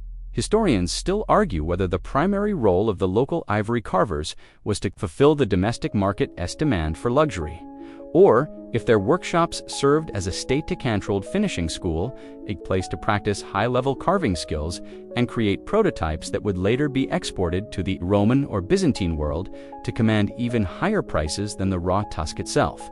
In any case, these artisans represent the sophisticated transformation of a wild resource into refined art.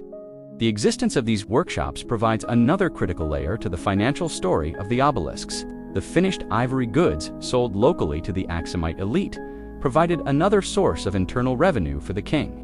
This domestic market for ivory goods ensured that even small, broken, or less hand-perfect tusk stoves, unsuitable for the massive Roman commissions, still generated wealth that fed back into the royal treasury.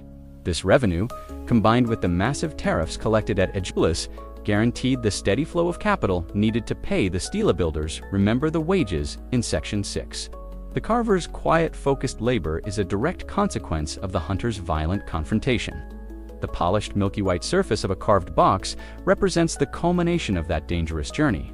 From the brutal pit trap Section 13 to the meticulous engraving tool in the artisan's hand, the ivory's value is exponentially increased. Every precise line etched by the carver helps fund the transport of another massive granite block that will stand as a monument to Aksum's power. A power rooted in both the supply of raw materials and the ability to turn them into finished works of art. The relentless demand from Rome, Section 11, the stringency of the Aksumite tax system, Section 16, and the resulting scale of the hunt now lead us to a sobering consequence: environmental impact and elephant decline. The continuous, large-scale extraction of ivory, which financed the construction of the capital's towering obelisks, began to visibly affect the elephant populations within Aksum's immediate sphere of influence. Standing back in the traditional hunting grounds, the bush, where the pit traps were dug and the spearmen risked their lives, Section 13, you notice an undeniable change. The herds are smaller, more skittish, and you have to travel farther and farther from the settled areas to find the magnificent beasts. This scarcity is a direct consequence of an industrialized approach to a wild resource. A mainstream historical fact is that historical records and archaeological evidence suggest a noticeable shift in Aksumite resource extraction over time. As elephant populations in the immediate vicinity of the capital and major trade routes became depleted, Aksum was forced to expand its political and economic reach southwards. Remember the distant port of Rapta in Section 4 and westwards into the Nile Basin, as seen in the conflicts with Meru in Section 8. This geographical expansion was not motivated by mere territorial ambition. It was a desperate economic necessity. The demand for gold and silver coinage, Section 5, and thus the demand for ivory, did not diminish. If the supply near the capital dried up, the entire financial foundation of the empire, and specifically the continuous payroll for the stela builders, Section 6, was threatened. Historians still argue whether the decline in elephant numbers contributed directly to the eventual shift in Aksum's political focus, away from massive monumental construction. It is plausible that the increasing cost and difficulty of acquiring ivory made it economically unsustainable to continue funding granite megaliths on the scale of the 4th century. The effort required to get one tusk from Rapta was vastly greater than getting one from the local hinterlands decades earlier. You can observe the subtle ways the environment fights back. The local guides remember their crucial role in Section 12, report that elephants are changing their migration patterns, avoiding known watering holes or routes where hunters traditionally laid traps. The pressure on the remaining herds means that younger, smaller, and less desirable elephants are being targeted simply to meet the relentless quotas dictated by the royal tax collectors, Section 16. Here's a quirky tidbit. The Aksumite kings eventually shifted some of their coin iconography, while the elephant remained a symbol of the realm. Later coinage emphasized other resources like gold or the Christian cross, Section 9, more prominently, perhaps subtly reflecting the increasing difficulty or expense of acquiring the iconic ivory. It was an imperial rebranding campaign based on ecological reality. The relationship between the monumental architecture and the natural world is a brutal one. The taller the stela, the more elephants had to die. The Aksumite Empire, in its pursuit of permanent glory etched in stone, created a resource bubble. The granite obelisks, designed to last 1,000 years, stand as permanent markers of a temporary, unsustainable economic boom rooted in ecological depletion. The cost of extending the supply chain was borne by the entire empire: more expensive transport, more danger in the hunting camps, and more trade wars, like those with Himyar, Section 15, to secure distant markets. All this complexity was simply to secure the necessary funds to move and carve another massive block of granite. The forgotten consequence is the quiet emptying of the forests, the silent tribute paid by the natural world for the glory of Aksum. This forced expansion of the hunting sphere sets the stage for the later mysterious decline of the great stela tradition. The relentless pressure on the environment, as discussed in Section 18, and the immense cost of maintaining a large ivory-fueled empire eventually lead to a shift in Aksum's history. Our next step takes us to a period of silence and architectural abandonment, the Zag Interregnum mystery.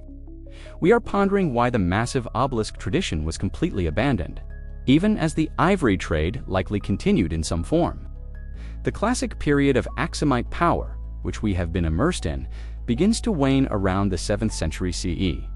The reasons are complex, involving climate change, the rise of Islamic caliphates controlling the Red Sea trade, and the exhaustion of local resources. Aksum gradually withdrew from the coast and retreated into the highlands. Centuries later, a new dynasty, the Zagui, came to power, ruling from a different capital, likely in the Lasta region further south. The mystery is profound.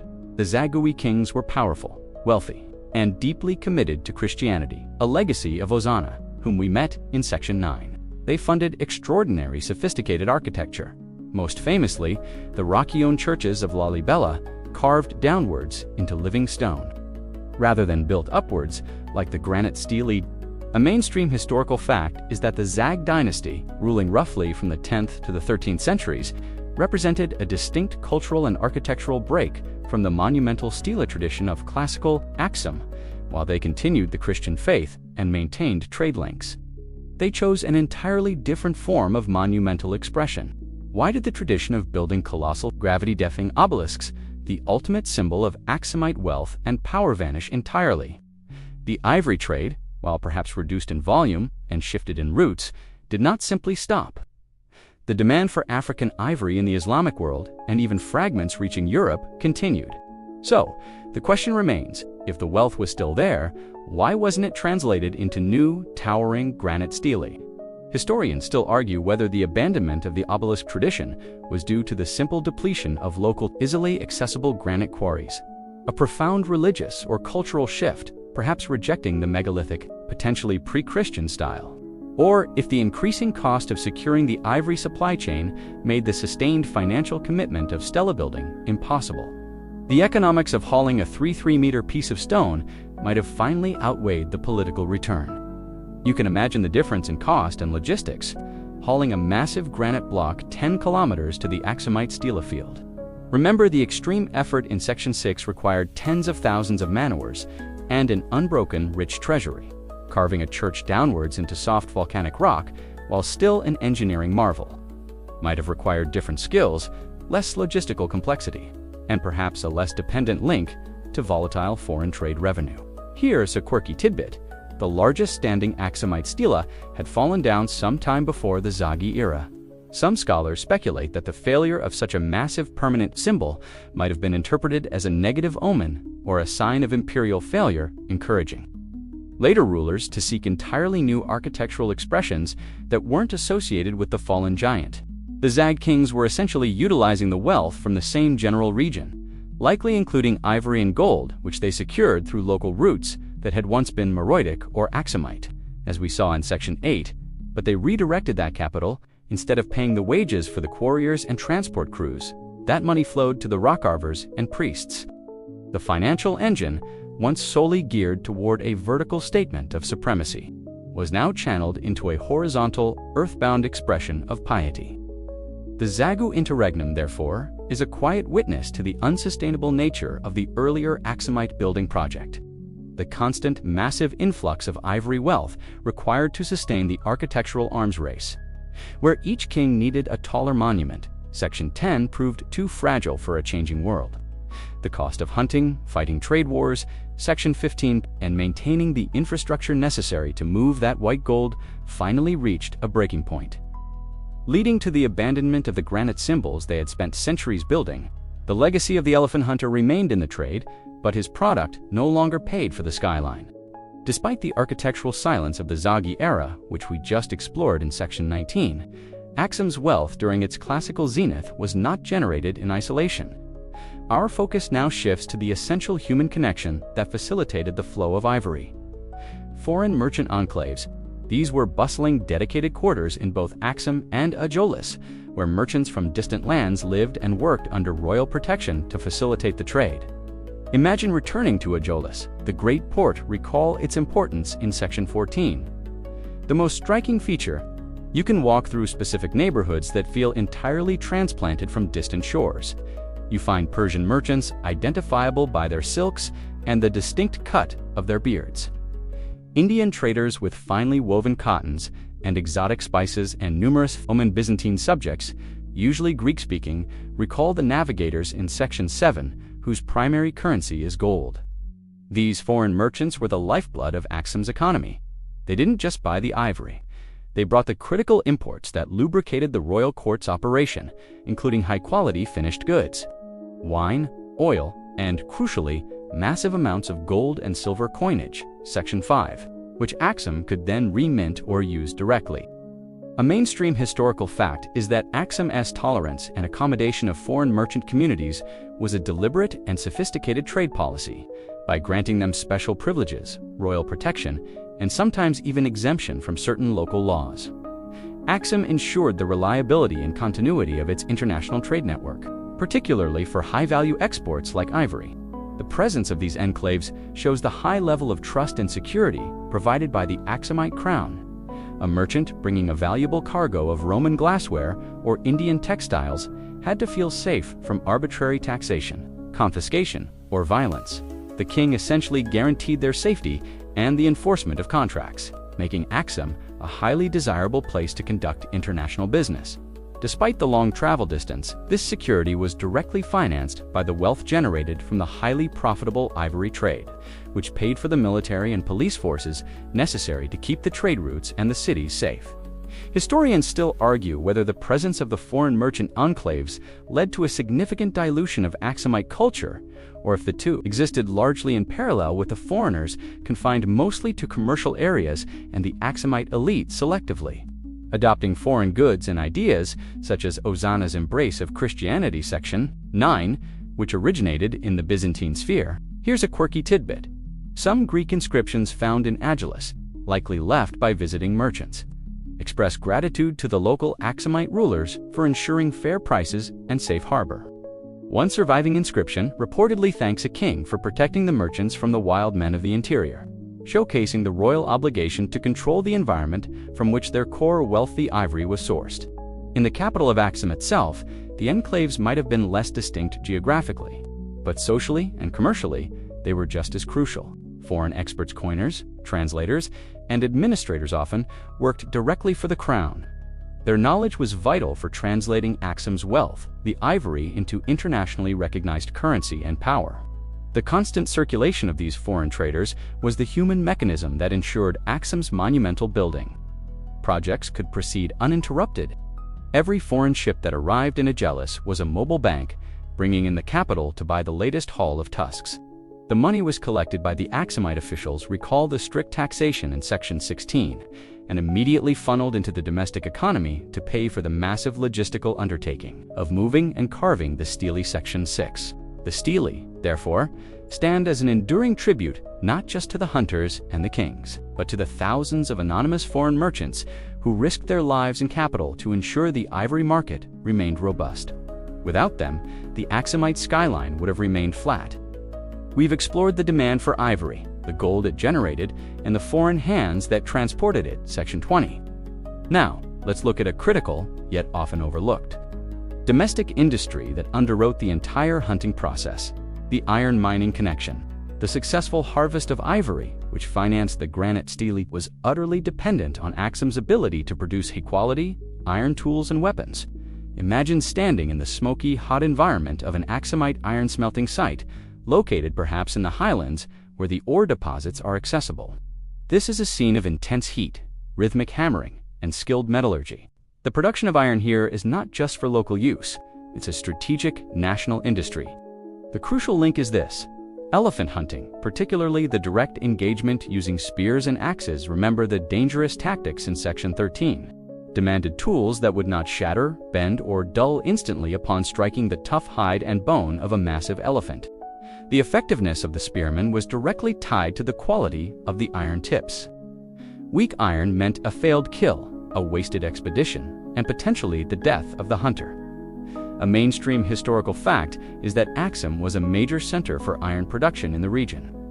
They possessed the mineral resources and the technological expertise to smelt and forge iron tools and weapons of high quality. a factor that gave them a military advantage over rivals like Meru Section 8 and more locally ensured the efficiency of their elephant hunts. Watch the smiths at work. They are using bloomery furnaces, often simple shaft furnaces made of clay and stone, stoked by intense heat generated from charcoal. The resulting spongy mass of iron, or the bloom, is then repeatedly hammered and heated, a process called forging, to remove impurities and create tough stow, strong metal for spearheads, and carving tools. Remember, the artisans in Section 17. Historians still argue whether the primary driver for Aksum's advanced metallurgy was military necessity for weapons of war or economic necessity for tools to extract resources like gold and, critically, ivory. In reality, the two were mutually reinforcing.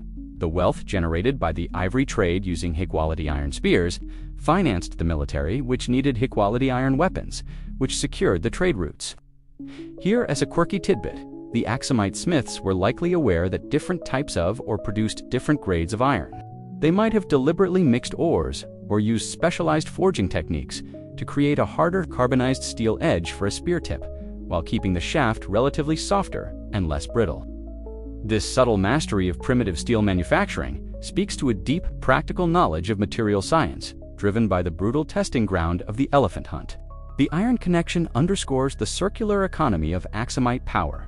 The gold and silver revenue from the sale of ivory to Rome, Section 11 and 5, paid the wages of the smiths. The smiths produced the superior iron spears that made the hunters, Section 2, more efficient and less vulnerable. The efficient hunters secured more ivory, which generated more gold, which paid for the granite construction, Section 6, thus completing the cycle. The towering granite obelisks, therefore, were as much monuments to the skill of the Aksumite blacksmiths as they were to the royal dynasty. Without a consistent and high-quality supply of iron, the entire system collapses. The elephant hunter cannot secure the ivory cannot be traded for gold, the gold cannot pay for the granite, and the obelisk remains unbuilt. The Aksumite iron industry, located far from the port or the capital, was the often forgotten technological cornerstone upon which the empire's Ivory-fueled architectural supremacy was built. The smoke from the furnace was just as important as the gleam of the tusk.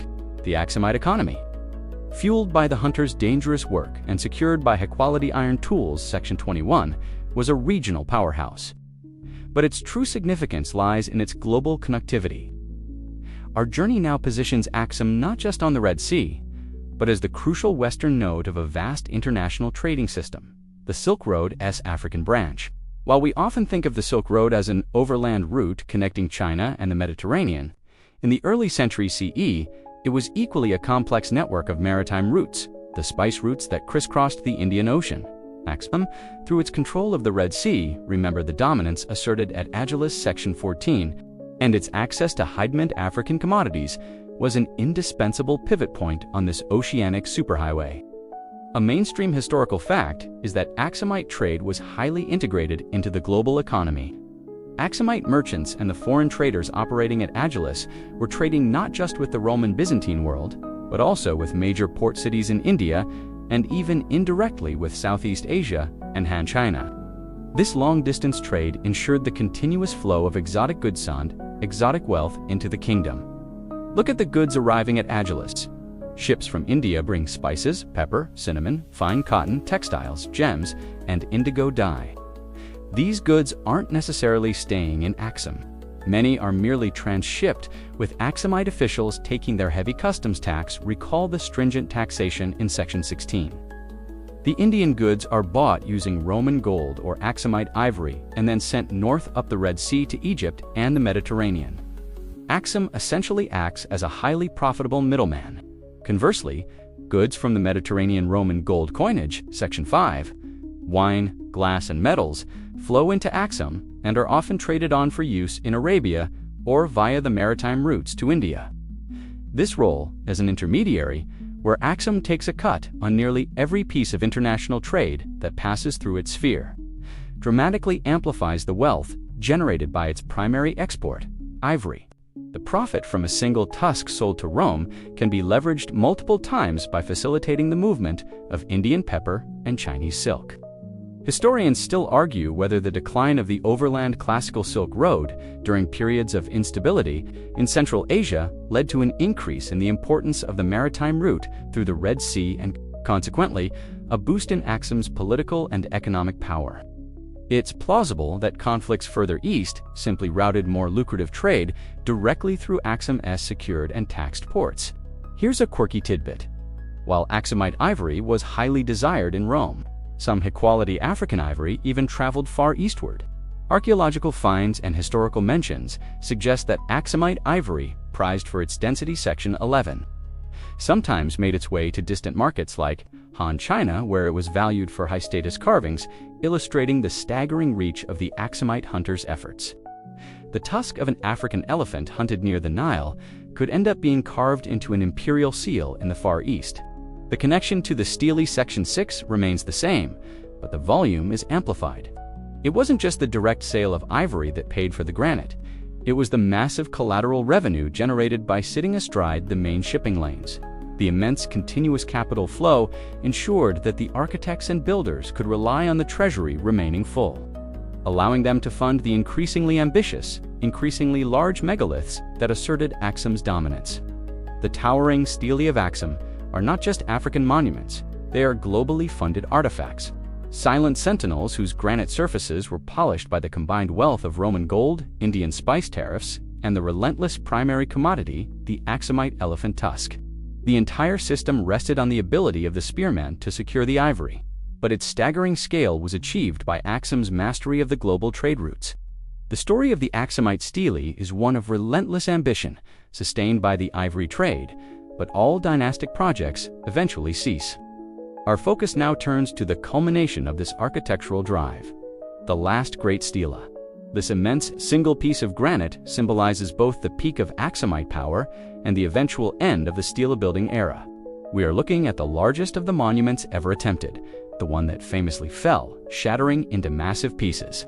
This colossal block of syenite, which would have stood approximately 33 meters, 108 feet high, and weighed around 520 tons, was the ultimate statement of Aksumite supremacy.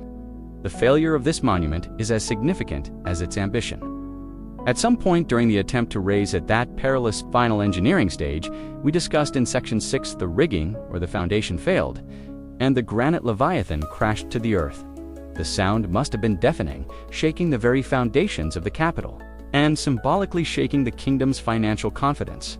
A mainstream historical fact is that this fallen obelisk was successfully pieced together and transported to Rome in 1937 during the Italian occupation of Ethiopia, where it was re-erected.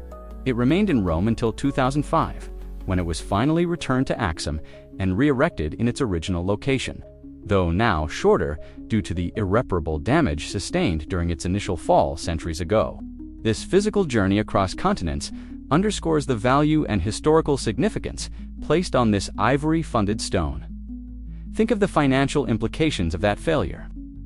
A single catastrophic moment destroyed the investment of perhaps years of ivory trade revenue, the massive payroll for the quarry teams, the transport crews.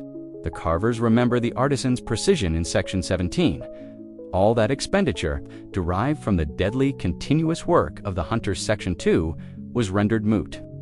This monumental collapse was an undeniable blow to the royal treasury, a massive, unrecoverable capital expense paid for by tusks. Historians still argue whether the failure of this largest stela was the reason the tradition of erecting such megaliths ended, or if it was merely a symptom. Did the crash signal a divine displeasure, making further attempts sacrilegious? Or did it simply coincide with the growing difficulties in securing the necessary resources, the dwindling local ivory, Section 18, and the increasing instability of the Red Sea trade, routes making the financial risk too high to attempt such a feat again? The coincidence suggests a connection.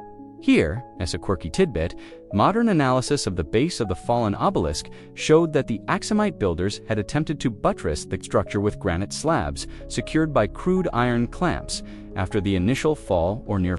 This frantic, desperate engineering effort shows the immense political and financial importance the king placed on getting this final, crowning monument to stand, even after disaster struck. It was a king trying to salvage a global financial statement.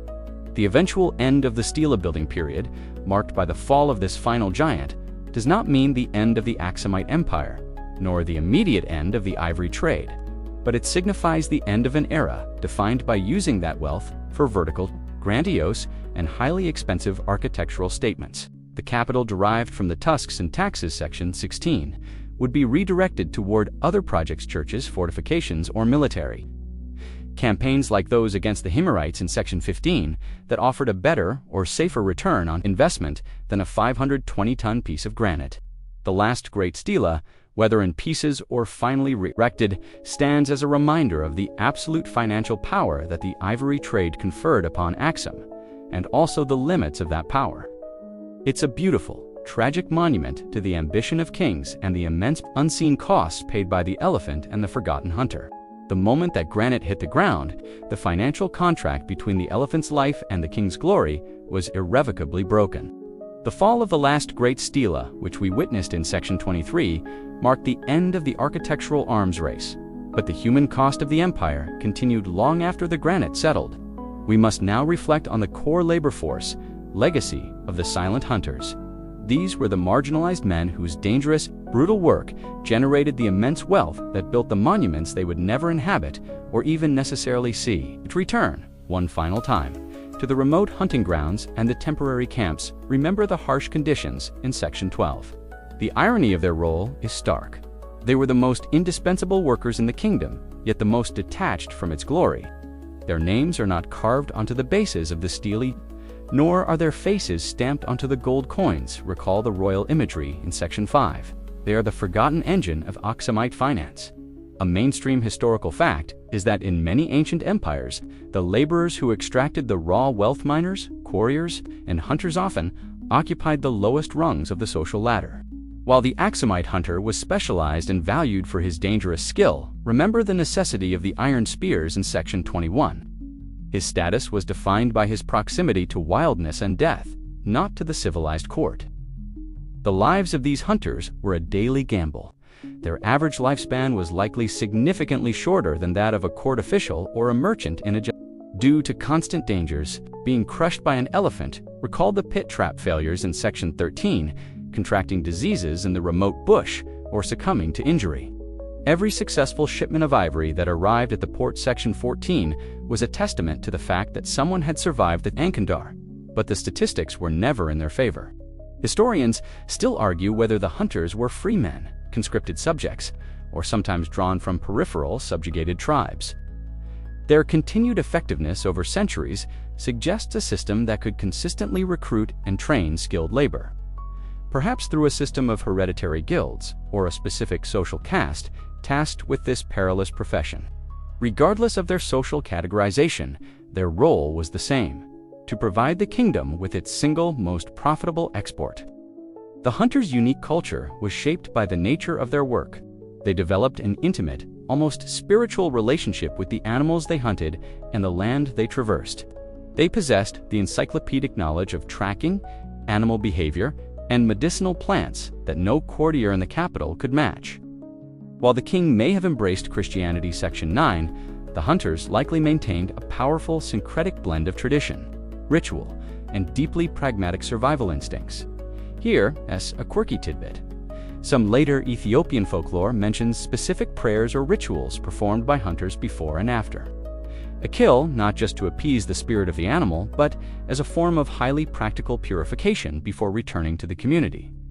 These rituals were essential for mentally processing the trauma of the hunt and maintaining social cohesion in a higher-risk profession. The hunter's contribution was not just the physical tusk, it was the opportunity cost of his life. His sacrifice created the capital that financed the entire royal apparatus, the wars against the Himyarites, section 15.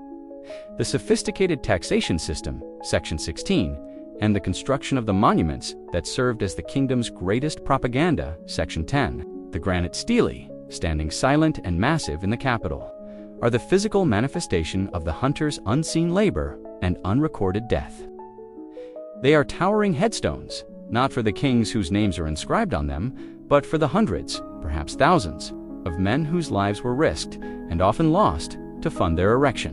When you look at the scale of the Aksumite ruins, remember that the true cost is measured not in gold solidi but in human sweat and elephant blood, the silent legacy of the men in the bush who made the vertical ambition of Aksum possible. The long journey from the hunter's spear to the monumental stone is almost complete. We are taking our final steps through the echoes of the Aksumite world, tracing the final decline of its mercantile supremacy, moving from the booming capital to its quiet archaeological present. This is the whispers of a vanished glory. You are standing again in the great Stela Park, but the time is now, the 8th century CE. Perhaps later, the scene has changed dramatically. The constant noise of the construction, the chipping of granite, remember the massive effort in Section 6, the rhythmic chanting of the transport teams is gone. The immense flow of Roman gold, Section 5, that paid for all this activity has slowed to a trickle. The primary cause of this slowdown was the profound geopolitical shift in the Red Sea. The rise of the Islamic caliphates from the 7th century onwards gradually asserted control over the crucial sea lanes and ports that Aksum had dominated for centuries. While Aksum maintained a presence and continued to trade with the Arabian Peninsula, recall the Himyarite Wars in Section 15. Its control was no longer absolute. The cost of maintaining military and naval supremacy against this new, formidable power proved unsustainable. A mainstream historical fact is that the disruption of the traditional Red Sea trade routes, coupled with internal challenges and environmental stress, remember the depletion of local resources in Section 18, led to Aksum's gradual economic decline and its retreat inland from the coast. The primary financial engine, the Hivalim-Hivalu ivory trade with the Mediterranean, was severely curtailed. The consequences were immediate for the architectural ambition. The treasury could no longer guarantee the enormous continuous payroll required to sustain the quarrying and erection of the megaliths. The era of the towering stela was over, a fact confirmed by the Zag architectural shift we saw in Section 19. The capital was gradually abandoned, not by sudden invasion, but by a slow, creeping financial insolvency. Historians still argue whether the decline of Aksum was primarily driven by external forces, the maritime shift due to the caliphates, or internal factors, ecological pressure, and overextension of their empire. The truth is that the wealth generated by the hunter, Section 2, was no longer enough to support the massive infrastructure required to protect and monetize that wealth in a rapidly changing global landscape. Here's a quirky tidbit. As the Aksumite elite moved inland, they took the symbolic heart of their power with them. The Christian faith, recall Azana's conversion in Section 9, and the Ark of the Covenant, which, according to tradition, still resides in Aksum today. This suggests that the kingdom sought to preserve its spiritual and royal legitimacy, even as its economic and military might eroded. The symbols of power shifted from the height of granite to the sanctity of a relic. As you wander through the Nausland Stela field, you see the remnants of the economic cycle. You see the deep, empty foundation pits for the obelisks that were never raised. You see fragments of the superior iron tools, Section 21, discarded near the carving sites. You even see small, broken pieces of carved ivory, Section 17, that were likely dropped and forgotten by the artisans in their haste to depart. The silence of the city speaks volumes about the end of the global trade that had animated it for centuries. The elephants still roam the bush, though the herds are further away and smaller than they once were. The hunter's profession, though diminished, still exists. But their product now follows vastly different, less lucrative trade paths.